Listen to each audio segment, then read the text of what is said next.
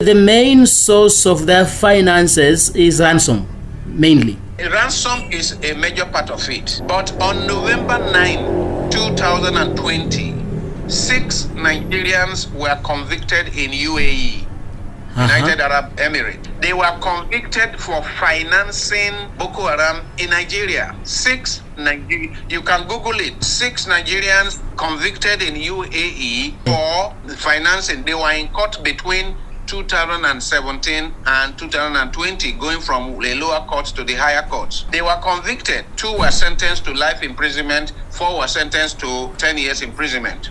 There were evidences that the court brought out about the fact that they were using bureau de change to secure funding from the Middle East and sent to Nigeria through a bureau de change. And they were channeling it to support those people. That is number 1, using bureau de change. 2, in some parts of this area, there is a lot of illegal mining going on. Zamfara State, for example, has a rich deposit of lead and a rich deposit of gold. And we are told that these criminals have a field day mining this precious metal, flying them out. Recently, the government had to declare no flight zone in that state. It is then we got to know that actually planes have been flying in and out of that place illegally, carrying illegal minerals. So they get money through money laundering, especially through bureau de change. They get money through illegal mining. They get money from kidnapping for ransom. And then with the sympathizers they appear to have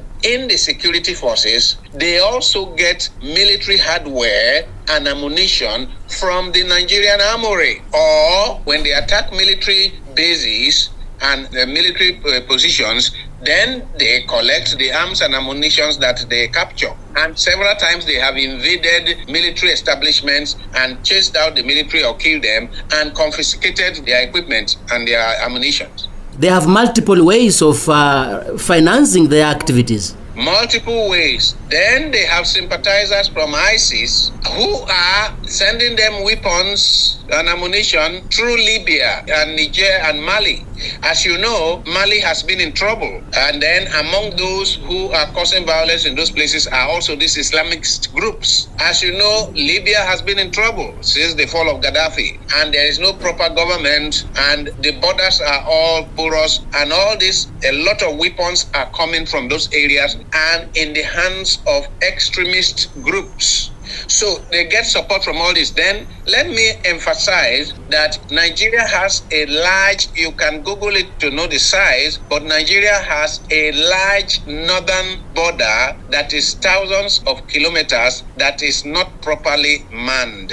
You can just walk across from Nigeria to Niger, to Chad, to Burkina Faso. You can walk across from Nigeria to, any of those Sahel region. And the Sahel region is right now perhaps some of the most insecure regions in the world. So the borders are very porous. And those who are crisscrossing the borders are not well-trained investors that are coming to invest in Nigeria. They are people who have been displaced from Libya, from Chad, from all troubled parts of the world who are looking for soft targets. Parts of Nigeria have become soft targets where they are coming and selling equipment. I mean, there are people who have been caught. Somebody from Niger who was caught and he was selling equipment. He alleged that there's a senior military officer that paves the way for him and he sells military equipment and hardware and returns to Niger and brings back. And we all know that the borders are very porous and that the military personnel, the customs, the immigration are so poorly paid, are so corrupt that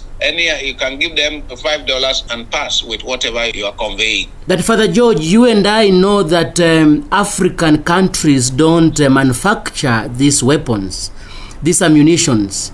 So where is the source? Well, like I said, some of the ammunition come from the Nigerian army.